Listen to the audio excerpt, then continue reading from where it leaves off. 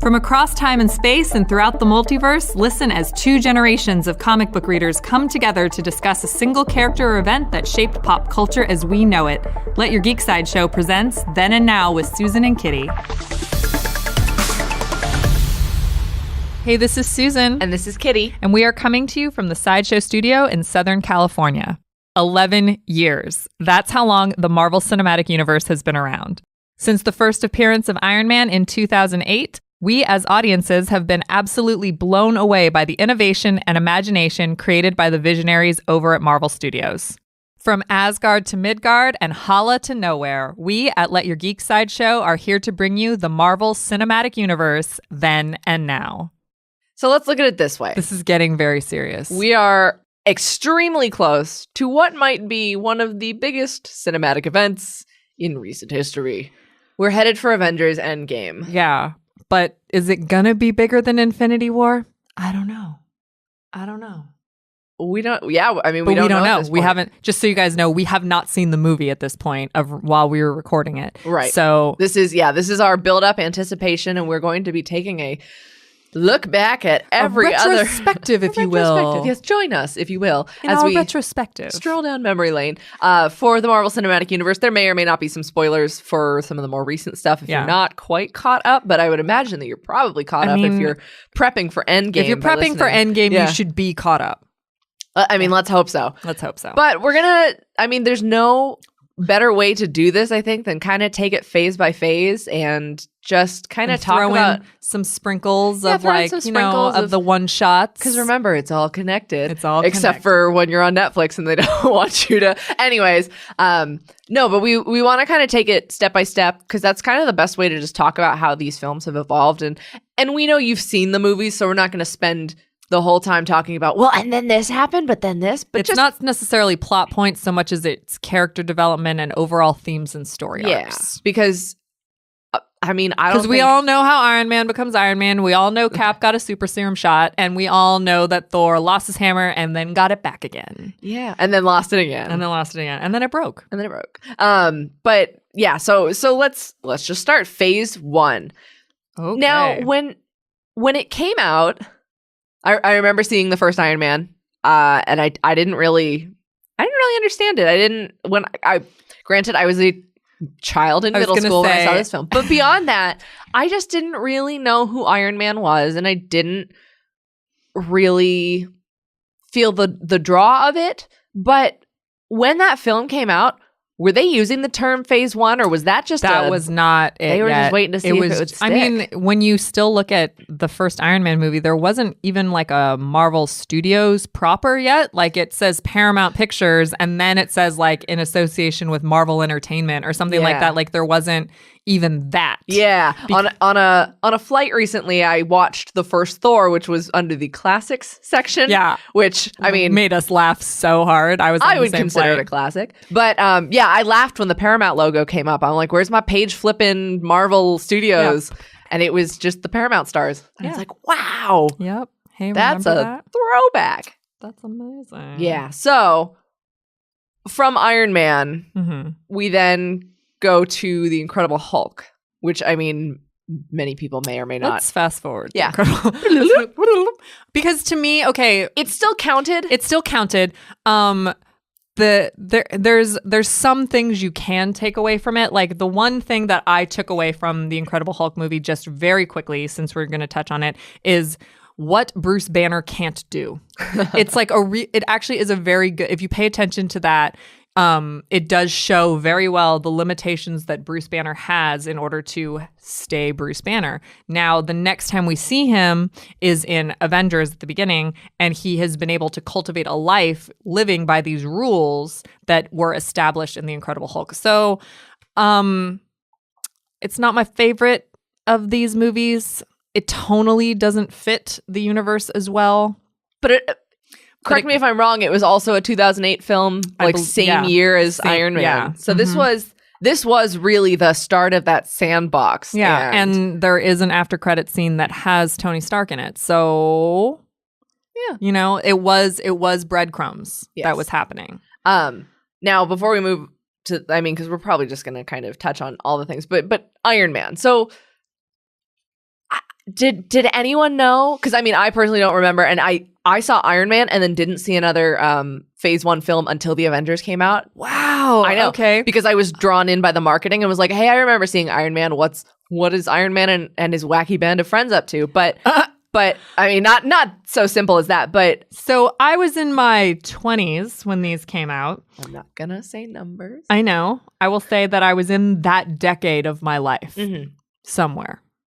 And I will say, like, as someone who had read comics, I had, to be honest, something that a lot of comic book or people who don't read comics don't know is that Iron Man, while he was like an Avenger, he wasn't in his inception and creation really ever thought of as like a leading character. No, he had his own books, but he wasn't on the same level as Captain America or the Fantastic Four or he wasn't. People kind of wonder like what, because everything Marvel does is a household name now.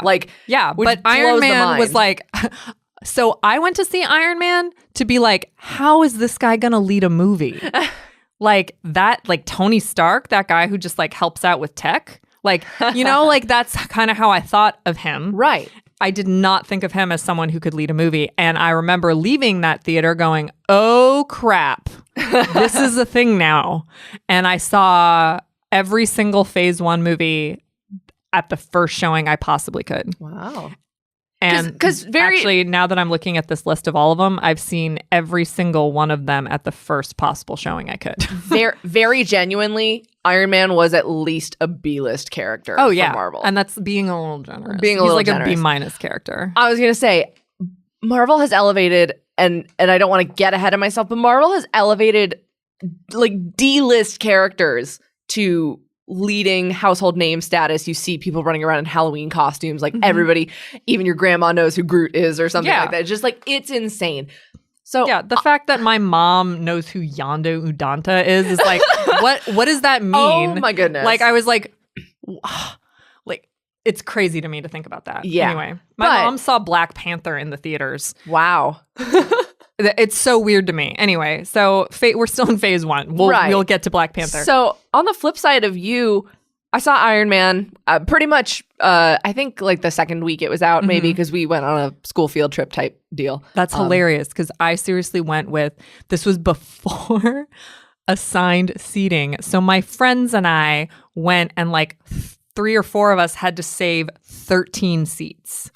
We like spread our coats out and brought backpacks and stuff. And we like waited in that line to be let into the theater so we could spread out across like 13 seats. Man. It was crazy. We gotta, okay, this is gonna sound really silly. We did not have to do that for Incredible Hulk. We got a day off of school. If you turned in all of your homework for like half of the year, you got a day off of school to go see a movie, and you could pick between like 3 movies that were out, and I picked Iron Man. So that's, and I just rolled it was a weekday. But on the flip side of that, the next one I saw was the Avengers. I didn't see Avengers till the week it left theaters. I was like, oh shoot, I missed like the big fun movie. I should probably go see it. And I saw it and I was like, oh my God, I want to go see it again. And it left theaters that same week, so I couldn't go see it again. I saw Avengers the first day, the first showing that I could, and then I saw it 3 more times that same weekend. Oh my God. That moment, and you all know who are listening outside of Grand Central, where they do the turnaround shot with all of the Avengers and Iron Man's landing and Cap as a shield. Like, that is the moment we as geeks have been waiting for. We'd been waiting for it since we first opened up a Marvel comic book. It doesn't matter which comic books you read. It doesn't matter. You could have been an X-Men fan and never picked up an Avengers book. You could have been like diehard Fantastic Four, only read the Defenders. I don't care. That moment meant something to you. Seeing the Avengers assemble in New York City with the fanfare for that first time was, I mean, now it seems like such a small blip because of how much they've accomplished since then. But that moment was the moment for all of us geeks. Like, we all came together to admire what they had accomplished in 2012. And now we're in 2019 going into Endgame. We're verging on 11 years now of Marvel Cinematic Universe. So how on earth do we like we go from there, because it's so crazy to think that this is the Infinity Saga. That's what they have named it now. And it's 3 phases of these movies, and we're just going to keep going. We're going to keep going from here. Infinity Saga, and it feels like it's been forever, but it's 10, 11 years, which is still an amazing record for a franchise. And I wrote it down. Iron Man came out on May 2nd, 2008, and Avengers Endgame will come out April 26th, 2019. Yep. So that is a whole 11 years. 11 years. So going back to phase 1, we got Iron Man, Incredible Hulk, and then we bounce back to Iron Man with Iron Man 2. But I you know what? People have their feelings on this movie. We get Black Widow in this movie. Black Widow out of this movie. And that's... But you know what else we get besides that? There's more character development with the Avengers Initiative and S.H.I.E.L.D. because of that one scene you get, or I guess a couple of scenes with Nick Fury, and you get him establishing the relationship that Tony is going to be having with his father who has passed on, because there's something that's really incredible that happens throughout the Infinity Saga, and that's Tony, who never really knew his father when his father was alive, gets closer and closer and closer to Howard through his tech and through what he left behind. So it's crazy to think about this, but the idea of a legacy is something that Marvel is very, very good at, and they have done it in their comics, and they freaking did it again in their movies, and it's brilliant. And we also get War Machine. We get more War Machine. We get Justin Hammer, who is, but I hope he comes back, because that's going to present a really awesome challenge.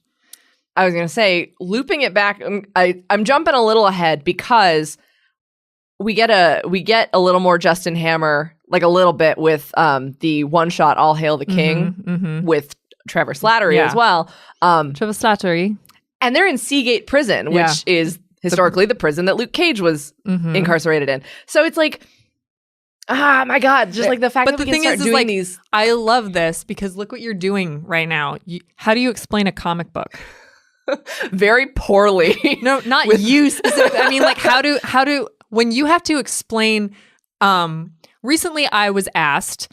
Someone told me I want to start reading Doctor Strange. Where should I start? And I was like, yeah. What do you want to read? His mystical stuff? Do you want to read his time on the Defenders? Do you want to read his origin story? Do you want to read Strange Tales, where he's just kind of one of the other characters who's part of the Tales? Or do you want to read his cosmic stuff, where he gets shot out into space by Mark Waid? That's pretty recent. You want to read The Oath? That's very much about bringing him back to New York City. So the thing is that you can't necessarily explain a comic book simply. You can't ever explain a comic book character simply.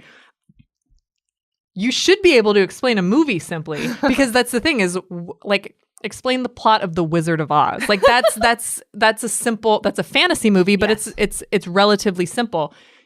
These have turned into moving comic book pictures, and now they are no longer as simple as just watching Iron Man, just watching Thor, just watching Cap. And the continuity has become less and less linear as we go forward. I mean, I'll jump ahead just a little bit. Phase 2, I know it's regarded as one of the top fan favorite films, but I think Captain America: The Winter Soldier was the first film that really showed the fans that nothing was sacrosanct.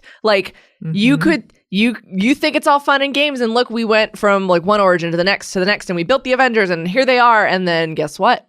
Hydra is S.H.I.E.L.D. and S.H.I.E.L.D. is Hydra. And that just kind of shattered a lot of things. I remember the one that I was most upset about in that reveal was Jasper Sitwell. I was so upset to find out that Jasper Sitwell, who was, because you always attach to a supporting character, he had been in so much. He was in a couple of the one-shots. He was in Item 47. He was in The Consultant. And I'm like, oh my God. But he was there when Thor's hammer and this and this and this. And then you realize they just said that continuity that you've believed, they pulled a classic comic book move, and then you think back and you go, oh my God, look how much of this shared universe that affects in some fashion. And then you also think about it from the standpoint of the major characters as well, because that also affects them and how they have to proceed in the future. So from Iron Man 2, however you feel about that. We go to another, I will say, even more so than Iron Man, Thor was like a C-lister, like a Marvel C-lister, if that. Yeah, I mean, the journey into mystery books, like, yeah, they did draw a lot from actual, Norse mythology. Thor was definitely not a top. Yeah, you go from, I would say Hulk is an A-lister. Yeah. So you go from like B-lister, A-lister, B-lister, C-lister, A-lister. Yeah, because then from Thor, we go to Captain America. The first Avenger. And that was also the first kind of prequel, not like prequel, but it showed a different time. It showed a jumping back before all the stuff that we've just been told. But Thor was the first one that showed the expansion of the galaxy. Right. So we went cosmic a little bit. A little cosmic. We didn't go mythological, because there's like the space cosmic Marvel, and then there's like the mythological cosmic Marvel. Yeah. So we got the gods, and we got the realms. Got the gods and the realms, and then in phase 2, which we should move into. Yes. And so Captain America and then the Avengers, and you guys know how that goes. But then we jump back to what's so great about phase 2 is it does two things really well. It grounds us and takes us beyond. Mm-hmm. So you have Iron Man 3 where Tony Stark is literally suffering from the events of like what directly happened to him in Avengers. Mm-hmm. And it's very grounded because what it does is it makes Tony Stark, he was Iron Man in the Avengers. He stepped up, he brought the team together. He flew out to get that nuclear warhead. He flew it out into space so it wouldn't hurt New York. And then he has to come back and deal with like what it means to be like a man. Mm-hmm. In contrast with being a hero. So being a man means you're suffering some pretty bad post-traumatic stress, and you make some poor decisions. Yeah, I mean, you can't just laugh it off as like, haha, who wants to get shawarma? By the way, like I just saw like the other side of the galaxy and almost died there. Mm-hmm. Like, yeah, and it's so interesting to see how like, what is this? Oh, Thor: The Dark World. Thor: The Dark World. Yes. Again, so we follow up Iron Man with Thor: The Dark World. Another realm opening up. Realm opening. Thor: The Dark World's a really tough one. It's a tough one. I love it for a lot of aspects, but we do, I think importantly also, it showed Marvel Studios that the audiences didn't want to see Thor stuck on Earth. That movie was heavily criticized for a lot of the portions that it spent on Earth, which the franchise then learned from. And we go to Cap. So we've got the main three. You guys, and you can see we've eschewed the Hulk. He's in the team stuff, but we've got Iron Man, Thor, Cap. These are the tent poles of the franchise, and they continue to be in each of the phases. And what's interesting is you have Cap, who's very, he is an experiment of the government. He is integrated into the government, but the government is Hydra. Yeah, surprise. How do you do that? So this is the point where they turn the cinematic universe on its head. And then afterwards, what do? Comic relief. Yes. Because we go into Guardians of the Galaxy. Yeah. It sucks because a lot of phase 1 was also spent with, especially with the one-shots, because I wrote down, we got the consultant packaged with Thor. So that one we jump back to a little like Iron Man 2 time. Mm-hmm. And then with the first Avenger, we got a funny thing happen on the way to Thor's hammer. Mm-hmm. The Avengers had Item 47, which was really fun. And then Agent Carter came with Iron Man 3. Yes. And then All Hail the King came with Thor: The Dark World. And then we were done with the one-shots. Mm-hmm.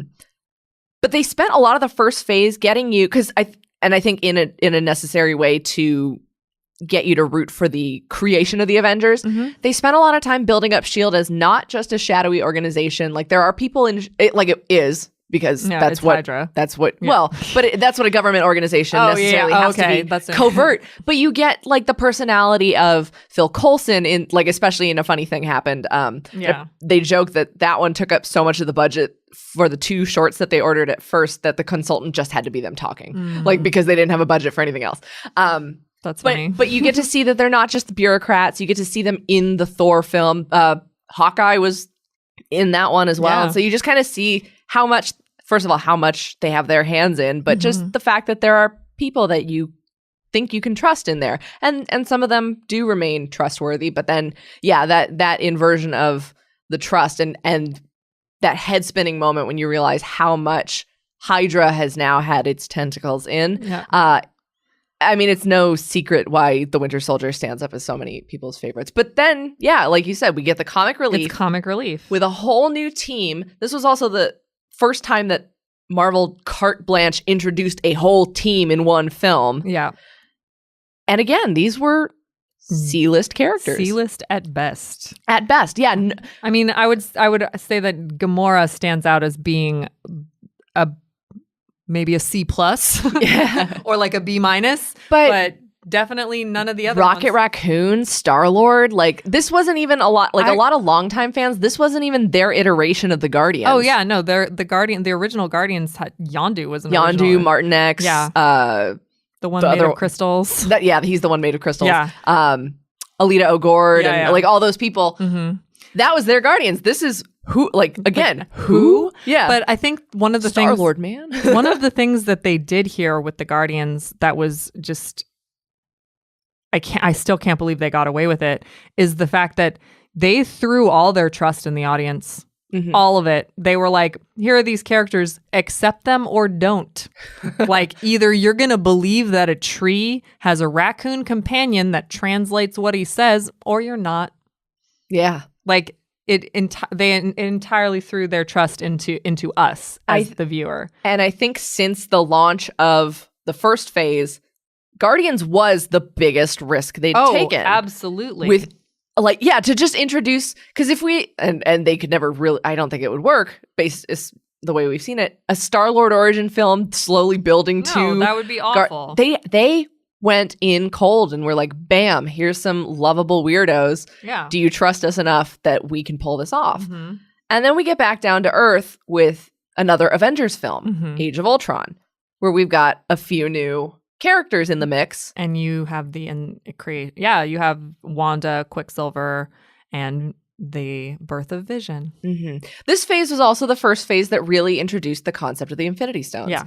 And it's interesting to look back at Captain America, the first Avenger. Yeah, but we didn't quite know, because also for a lot of that one, because the Cosmic Cube and the Tesseract are technically different objects. Yeah, I know. Which is weird BS. to me. I was like, so a lot of people were like, oh, the Cosmic Cube. Cosmic I Cube. totally thought that. Right. So then we get and Thor: The Dark World.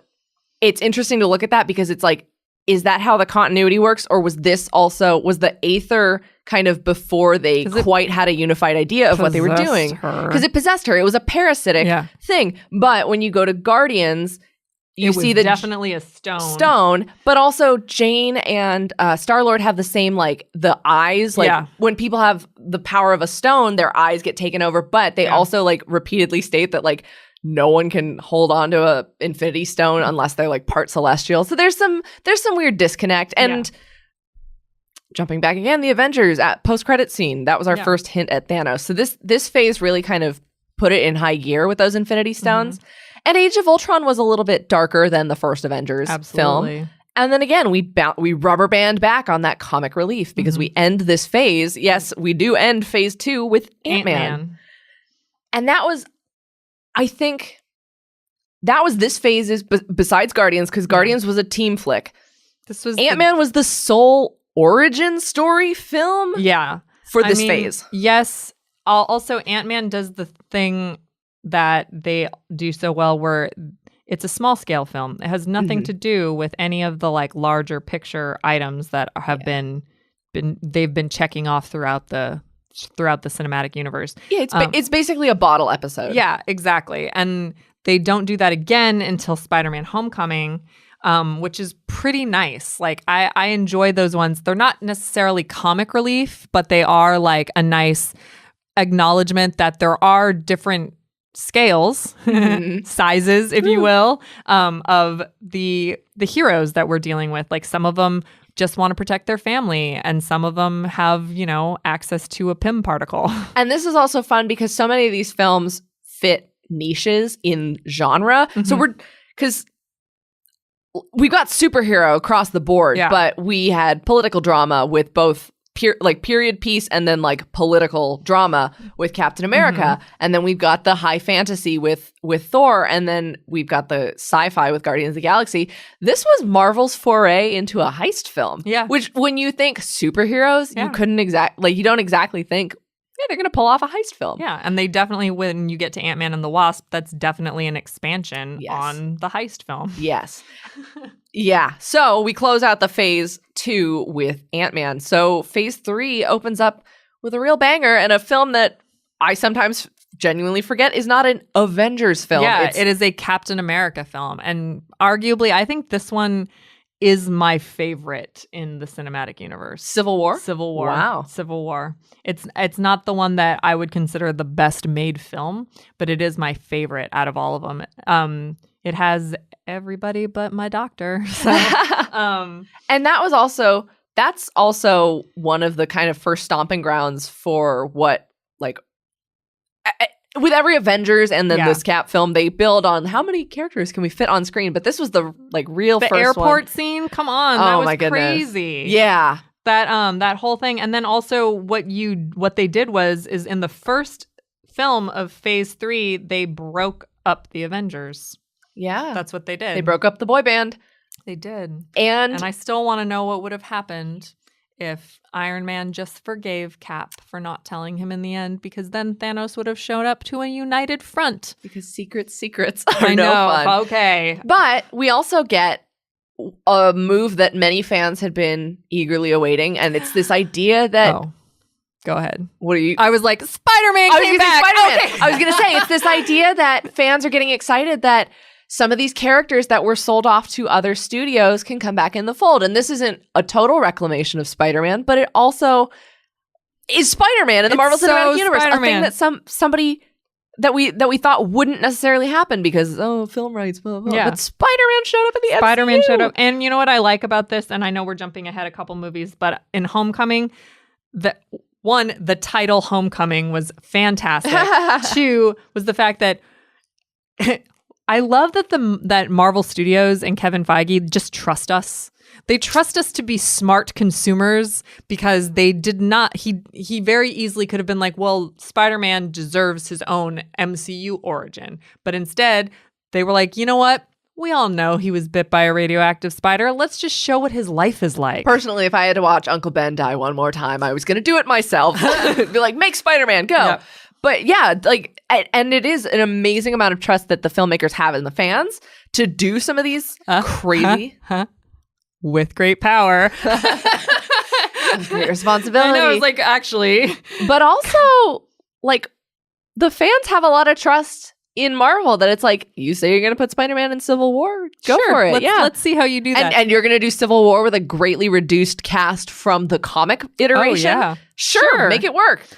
Which they did, and the Accords, they have the spirit of that exact comic book storyline with the Accords and everything without having to go into how it affected, the Fantastic Four, Marvel's first family. Anyway. But and this is a divergent tangent.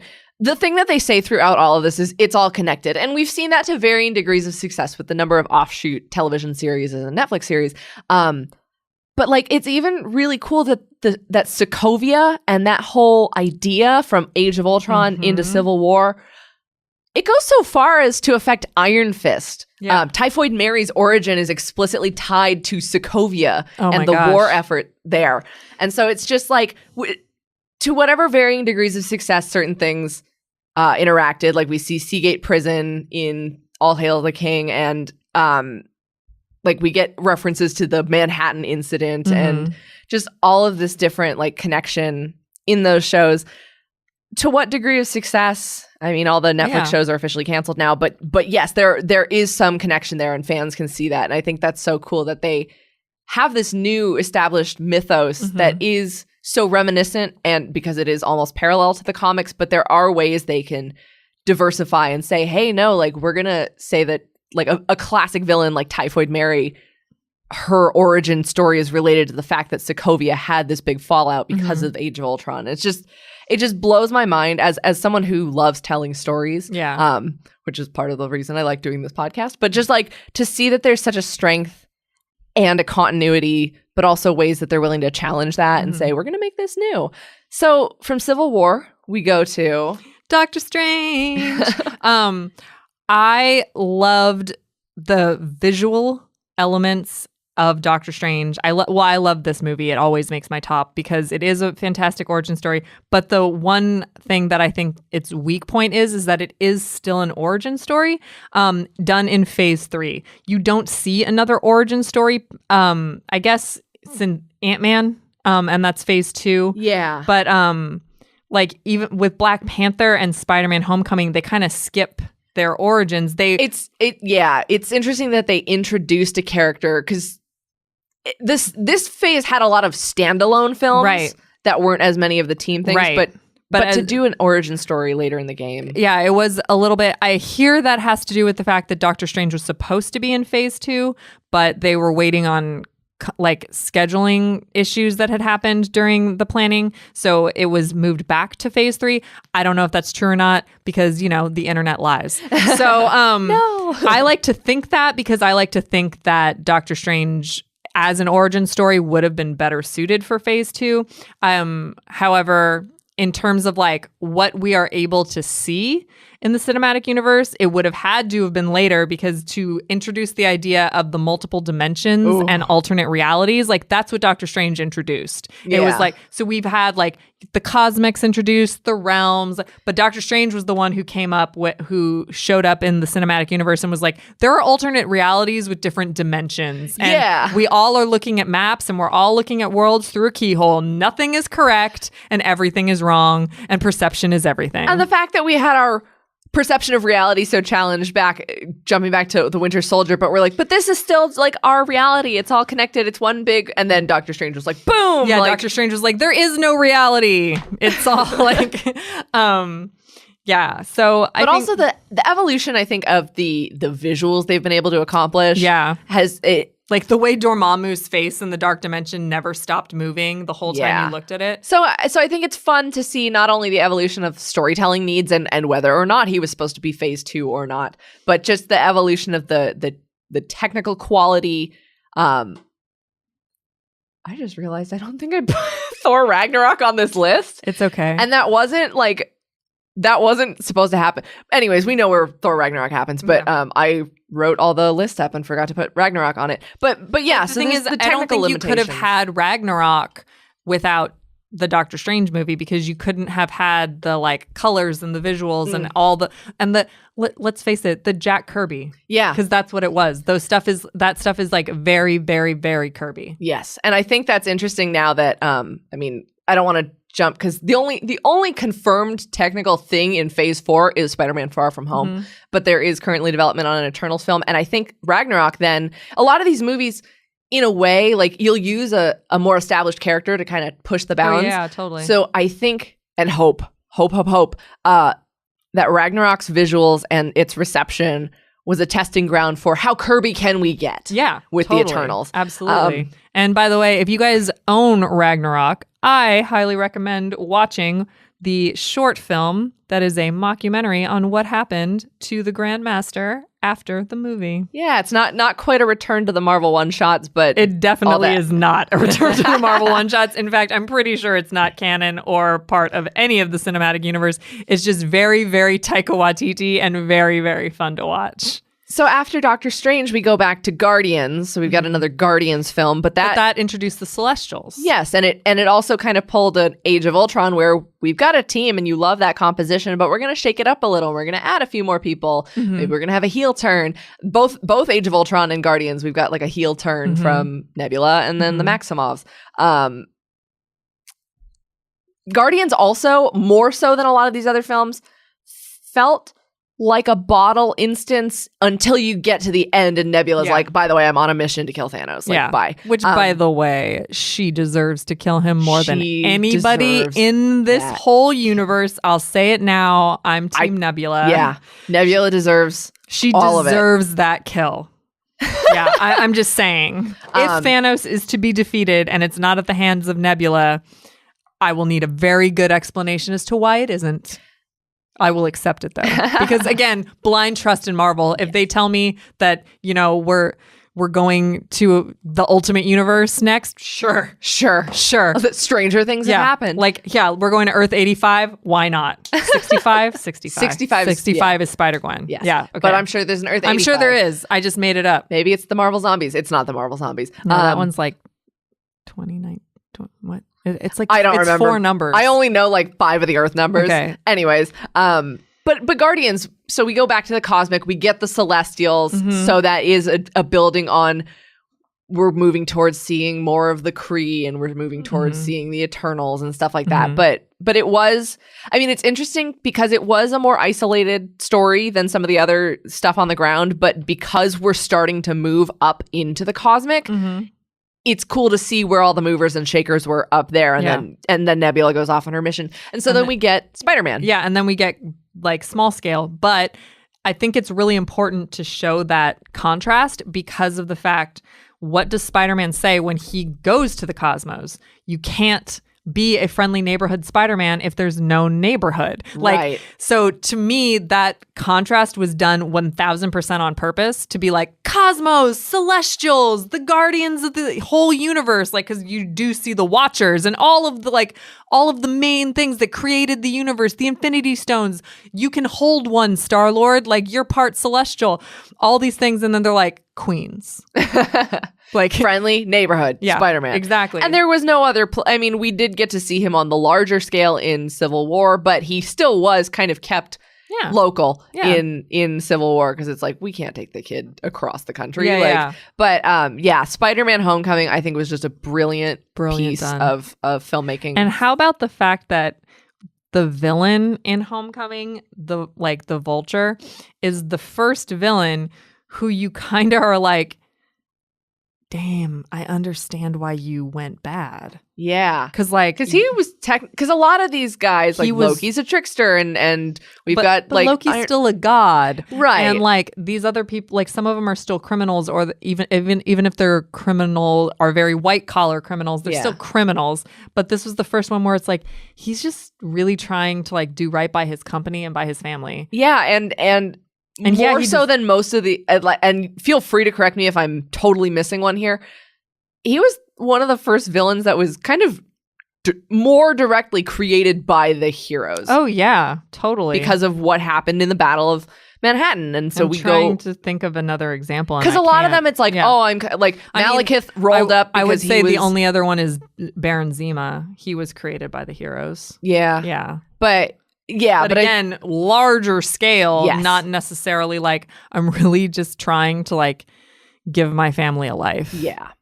Which was really cool. And then we jump back to more like going to family drama. Family drama for the villains has proved very fruitful. For Marvel, we jump to Black Panther, which is a standalone, but it's not an origin story, because we do get pretty much all the origin we need for T'Challa in Civil War. P.S. though, it's not an origin story, but it does do an excellent job of explaining the mythology and the rules of the world without doing an origin story. Right. And I find that storytelling to be insanely clever, because all of the rules of the Black Panther and like the legacy and passing it down and the purple herb and all of it is in there, but it's done so naturally through the storytelling that you don't even realize that it's like an explanation. It's just like, this is how it is. These are the rituals of the Wakandans that we have not been privy to because they've been so isolationist. And so it's cool to see that there's a part of the Marvel universe that we haven't touched yet. It makes me even think like, ooh, like what if we start getting underwater? Like, because that has so not been affected by everything else that's above ground. If we get Namor. Oh. Hashtag where's Namor? Yeah.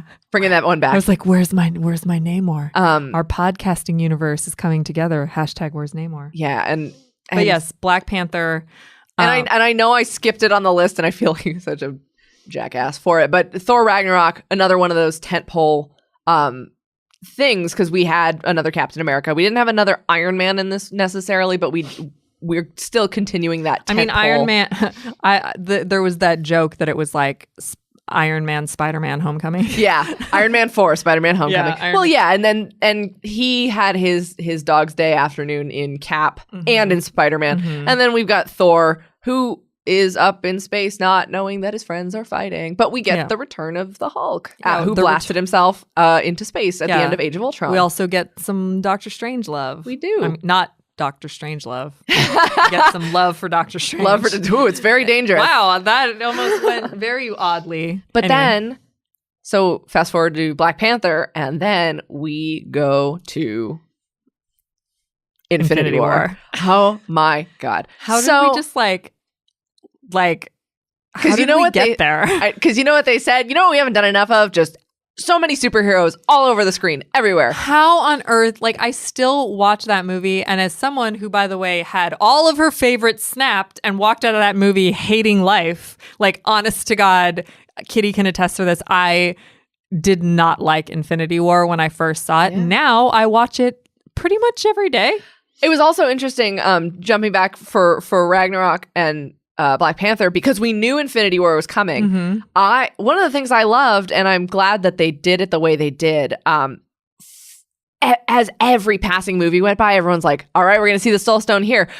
Maybe the Soul Stone is Ego. Okay, wait, that didn't work out. Maybe the Soul Stone's here. Maybe the Soul Stone's here. Mm-hmm. I was a subscriber to the theory that it was Heimdall because he could see all the souls and he had orange eyes. Yeah, and he had an orange gem in his armor. Yeah, but, I thought that too. I was with you. But if they had introduced the Soul Stone before Infinity War, I think it would have lost something, because it would have just been we know where everything is. Yeah. We know what's expected. I agree. I liked that. And I liked that Gamora held the key to the Soul Stone as well.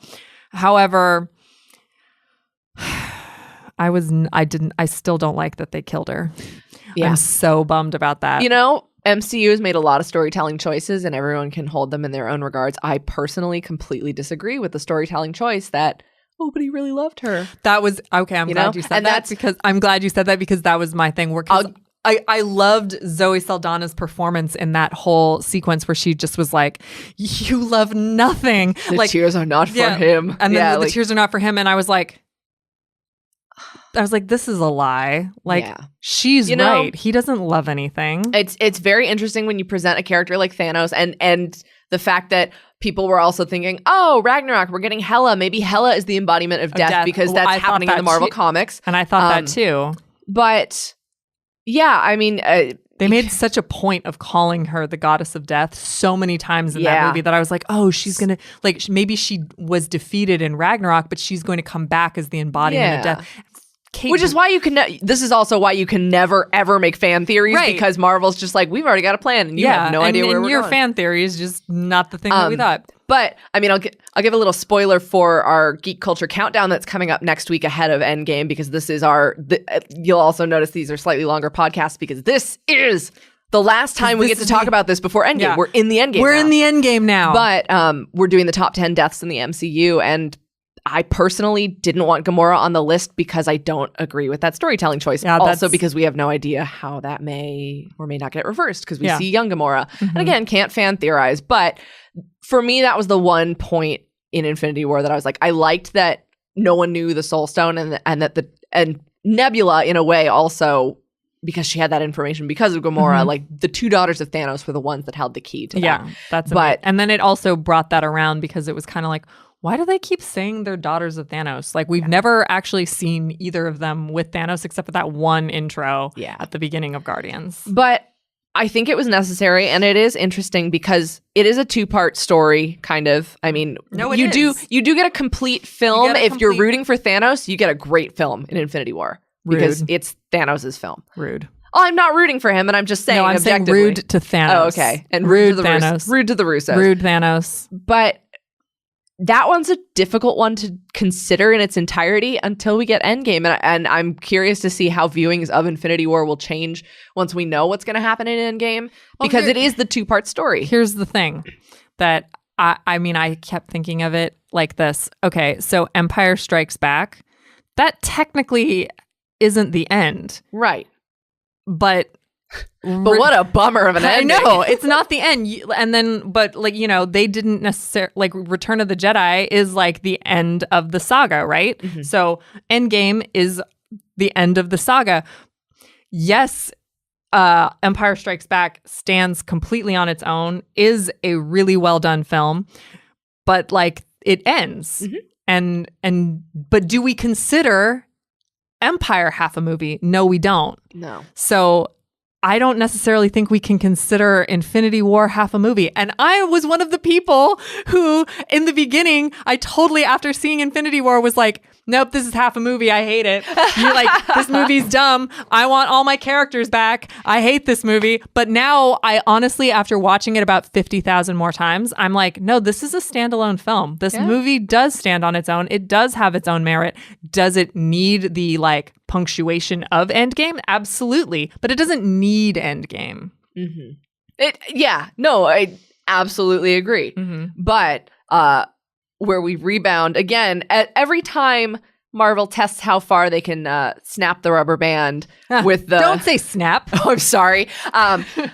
We get the most whiplash of, hey, you're really super depressed after Infinity War. Bam, we're gonna hit you with Ant-Man and the Wasp. This was the first of how many are we at? Is that 19? Number 19? Yeah, I think? 19.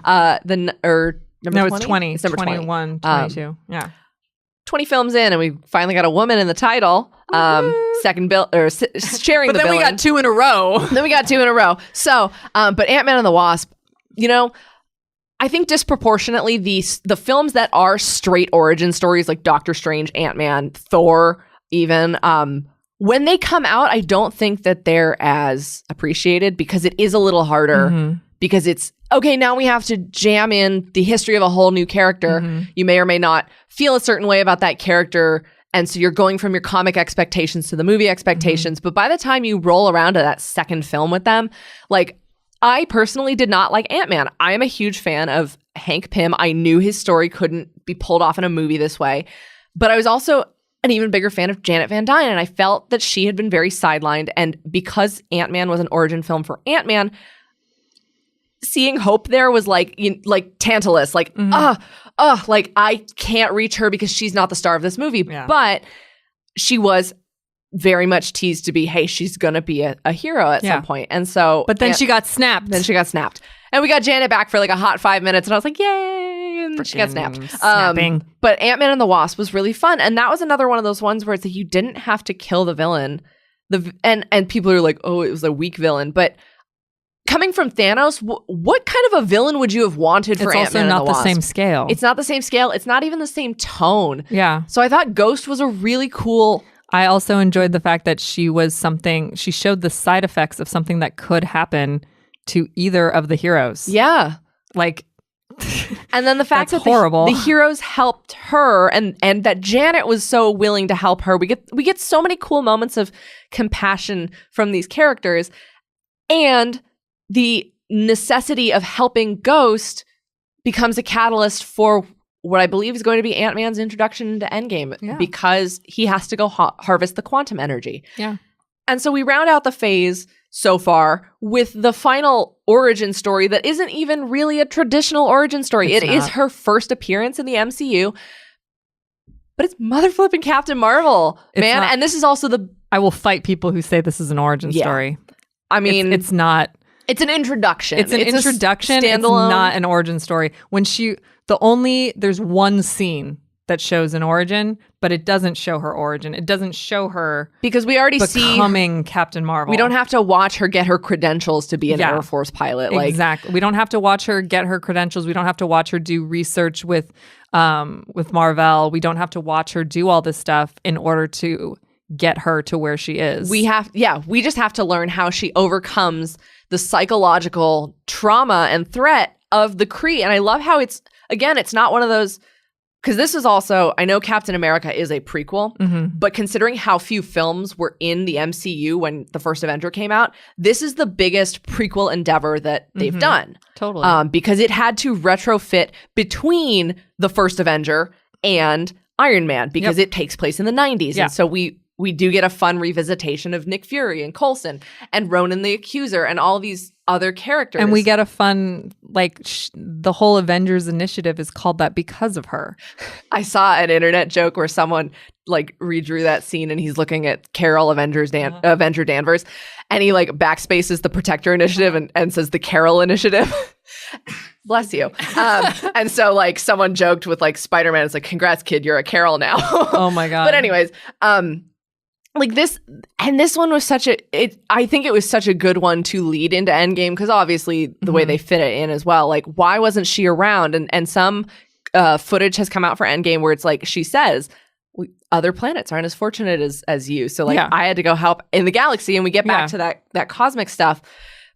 But it's perfect. It's just, it is so well done. And originally Captain Marvel was supposed to come before Black Panther, I think. Or no, it was supposed to come the same year as Black Panther, before Infinity War, but they bumped it, and some people were like, they're bumping Captain Marvel. How long are we gonna have to wait for the first female solo film? But I think the way that they paced it and timed it was fantastic. And again, this movie couldn't have earth-shattering consequences because it was a prequel, and we couldn't kill Ronan, and we couldn't do this. But it left so much.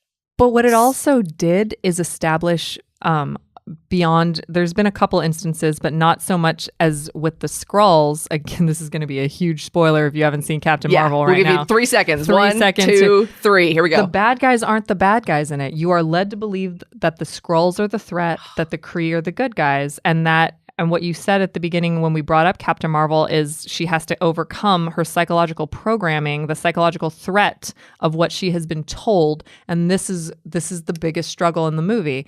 And having the idea in my head now that the bad guy isn't necessarily the bad guy, it makes me think, what is Endgame going to introduce that could potentially be bigger than Thanos, that could make Thanos not seem so bad?